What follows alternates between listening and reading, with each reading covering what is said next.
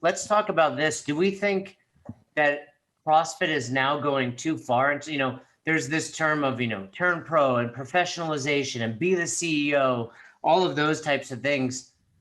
Is that ultimately good for CrossFit, or is this going to be detrimental? It's when you first start CrossFit, you and I both Dave Matthews Band fans. Like I saw Dave play for 2,000 people in upstate New York, and then a year later I had to buy tickets to sit on a lawn amongst 30,000 people. And I think people felt the same way about CrossFit. Like I kind of want to tell my buddy about it, but I also don't want this to explode because I'm enjoying this. Do we think ultimately this professionalization is good or bad for affiliate owners for coaches?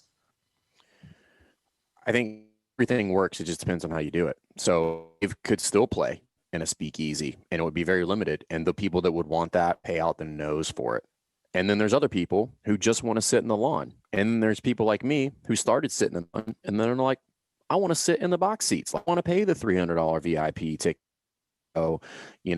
in the bar and hang out and sit down and be close and do all that stuff. And, but to your point, yes, I think the professionalization of CrossFit is not only good, but I genuinely believe that it will reverse the general thoughts and frame the conversation around wellness, hopefully.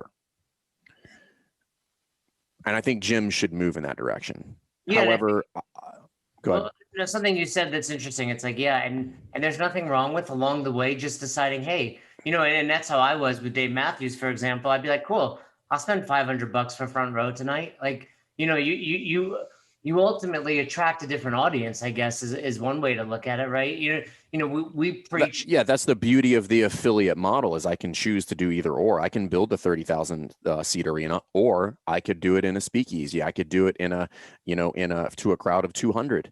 And you will get the people that are looking for both of those experiences, like who don't want to pay $300, who want to pay $65 for lawn seats and smuggle, Jack Daniels in their pants. Yeah. I definitely never did, but you don't have a flask? The point. Do you have a flask? I have a lot of flasks. My wife has flasks too. We have matching flasks. But here's more to my point is currently I think the great travesty of CrossFit in general is that there are very few professionals. If you think about the size of the CrossFit community, right? And then we pull out the people who make a living doing CrossFit. The percentage is I don't believe it's anything to be proud of. Really? Right? And this is not a shot at anybody, right? So this I'm not blaming anybody. This is not like I poo-pooing CrossFit. I'm not. I think it was an unintended consequence that nobody could have possibly predicted, and which is why I'm so adamant about what we do with Affiliate U, because I don't think there's an overwhelming population of people who earn a living as professionals coaching CrossFit.